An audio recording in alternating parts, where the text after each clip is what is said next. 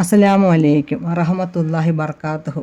ജീവിതത്തിൽ ചിലപ്പോഴൊക്കെ നമ്മൾ ഒറ്റപ്പെട്ടു പോകാറുണ്ട്. 4 വാർഡ് വിരട്ട് മാത്രം, ഇനി രക്ഷയില്ല എന്ന് തോന്നുന്ന നിമിഷങ്ങൾ. സാമ്പത്തിക തകർച്ചയാകാം, കുടുംബ പ്രശ്നങ്ങളാകാം, അല്ലെങ്കിൽ മാനസികമായ വലിയ വിഷമങ്ങളാകാം. എന്നാൽ ചിന്തിച്ചു നോക്കൂ, ആളിക്കത്തുന്ന തീയുടെ നടുവിൽ നിൽക്കുമ്പോഴും ആഴക്കടലിൻ്റെ ഭീമാകാരമായ ഒരു തിമിംഗലത്തിൻ്റെ വയറ്റിനുള്ളിൽ അകപ്പെട്ടപ്പോഴും 2 മനുഷ്യർ അള്ളാഹുവിനെ വിളിച്ചു. ആ വിളിക്ക് ഉത്തരം ലഭിച്ചു എന്ന് മാത്രമല്ല, ലോകം കണ്ട അത്ഭുതകരമായ രക്ഷപ്പെടലുകളാണ് അവിടെ നടന്നത്.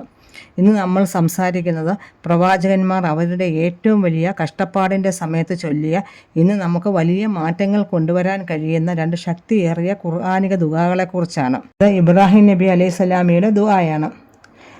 നമ്രൂദ് ചക്രവർത്തി വലിയൊരു അഗ്നികുണ്ഡമൊരുക്കി ഇബ്രാഹിം നബി അലൈഹിസ്സലാമിയെ അതിലേക്ക് എറിയാൻ തീരുമാനിച്ച നിമിഷം.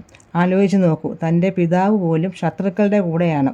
സഹായിക്കാൻ ഭൂമിയിൽ ആരുമില്ലാത്ത അവസ്ഥ. വെറും 15 വയസ്സുള്ള ബാലൻ തീയിലേക്ക് എറിയപ്പെടുന്നതിന് തൊട്ടുമുമ്പ് പറഞ്ഞ വാക്കുകൾ ഇതായിരുന്നു: ഹസ്ബുനല്ലാഹു വനിഅമൽ വക്കീൽ. ഈ ദുആയുടെ എനിക്ക് അള്ളാഹു മതി, ഭാരമേൽപ്പിക്കാൻ ഏറ്റവും നല്ലവൻ അവൻ തന്നെയാണ്. ഈ ദുആയുടെ പവർ എന്താണെന്നോ, അദ്ദേഹം ഇത് പറഞ്ഞ നിമിഷം കത്തുന്ന തീ കൽപ്പിക്കപ്പെട്ടു. നീ തണുപ്പുള്ളതാകുക, ഇബ്രാഹിമിന് സമാധാനമാകുക. അള്ളാഹുവിലുള്ള ഉറച്ച വിശ്വാസമാണ് പരാജയത്തെ വിജയമാക്കി മാറ്റിയത്.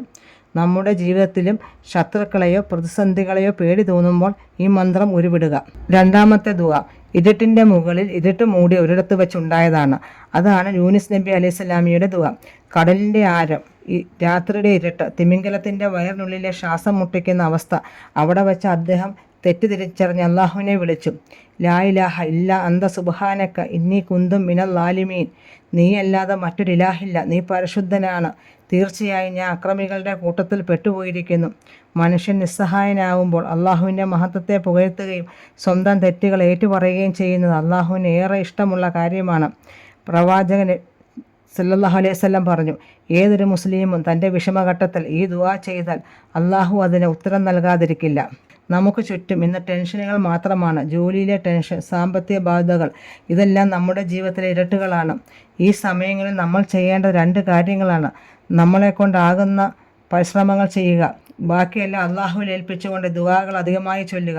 ഈ ദുആകൾ വെറുതെ കാണാതെ പഠിച്ചാൽ മാത്രം പോരാ, അതിൻ്റെ അർത്ഥം ഉൾക്കൊണ്ട് ഹൃദയത്തിൽ തട്ടി പറയണം. എൻ്റെ അള്ളാഹു കൂടെയുണ്ടെങ്കിൽ പിന്നെ എനിക്ക് ആരെ പേടിക്കണം എന്ന ആത്മവിശ്വാസം നമുക്കുണ്ടാകണം. ഈ 2 ദുആകളും നമ്മുടെ ദിനചര്യയുടെ ഭാഗമാക്കുക. ജീവിതത്തിൽ എന്ത് വലിയ പ്രതിസന്ധി വന്നാലും തളരാതിരിക്കാൻ ഇത് നിങ്ങളെ സഹായിക്കും. ഈ അറിവ് മറ്റുള്ളവരിലേക്ക് ഷെയർ ചെയ്യുക. ഇൻഷാ അല്ലാഹ് മറ്റൊരു വീഡിയോയുമായി വീണ്ടും കാണാം. അസ്സലാമു അലൈക്കും വറഹ്മത്തുള്ളാഹി ബർക്കാത്തുഹു.